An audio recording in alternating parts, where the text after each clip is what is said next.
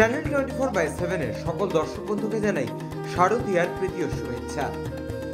মঙ্গল প্রদীপ জ্বালিয়ে উদ্বোধন হয়ে গেল মানিকপুর সার্বজনীনের থিম ওম। জীবনের উষালগ্ন থেকে শুরু হয় মানুষের সমস্যা।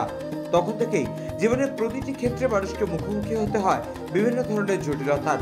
কোনো কোনো সময় মানুষের জীবনে সেই জটিলতা এতটাই কঠিন হয়ে পড়ে যে মানুষ তার থেকে মুক্তি পাওয়ার জন্য অস্থির হয়ে পড়ে। মানুষের কাছে জীবনের অর্থটাই পাল্টে যেতে শুরু করে। মানসিকভাবে ভেঙে পড়ে মানুষ। জীবনের সবকিছুই মানুষের কাছে অর্থহীন হয়ে ওঠে। কিন্তু না, এমন পরিস্থিতিতে ভেঙে পড়লে চলবে না, খুঁজতে হয় মুক্তির উপায়। আর সেই উপায় এবার দর্শকদের সামনে তুলে ধরতে চলেছে সোনারপুরের মানিকপুর সার্বজনীন দুর্গা উৎসব কমিটি। তাদের এবারের ভাবনা ওম। এই পুজো এবার 33 বছরে পদার্পণ করলো। পুজোর ভাবনায় শিল্পী তারক বাকালি, সহযোগিতায় রয়েছে মুস্তাক ক্রিয়েশন। শিল্পী তারক জানান, নিজের জীবনের নানান কঠিন পরিস্থিতি এবং তার থেকে মুক্তির অভিজ্ঞতাকে পাথেয় করে এবার এই পুজোয় সেই ভাবনাকে রূপ দিচ্ছেন তিনি।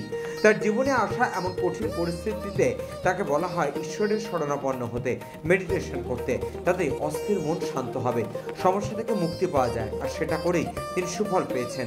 তাই এবার তিনি সেই অভিজ্ঞতাকে তুলে ধরেছেন দর্শকদের সামনে। মণ্ডপের মাঝখানের অংশটা তৈরি করা হচ্ছে গোলাকৃতি, অনেকটা ব্রহ্মাণ্ডের আকারে। বাইরের দিকে মণ্ডপের দুই ধারে থাকছে মানুষের জীবনের মূলাধার থেকে অধিষ্ঠানের 7টি চক্র। মণ্ডপে প্রবেশের একাধারে দেখানো হচ্ছে মানুষের জীবনের বিভিন্ন জটিলতার চিত্র। মণ্ডপের মাঝখানে সনাতনী রূপে মা দুর্গা থাকছেন। আর মণ্ডপ থেকে প্রস্থানের পথে দেখানো হচ্ছে মুক্তির উপায়, অর্থাৎ ঈশ্বরের শরণাপন্ন হওয়া এবং মেডিটেশনের চিত্র।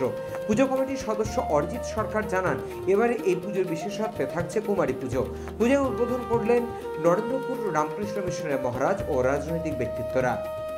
দক্ষিণ চব্বিশ পরগনা থেকে বাবু প্রামাণিকের রিপোর্ট, চ্যানেল 24।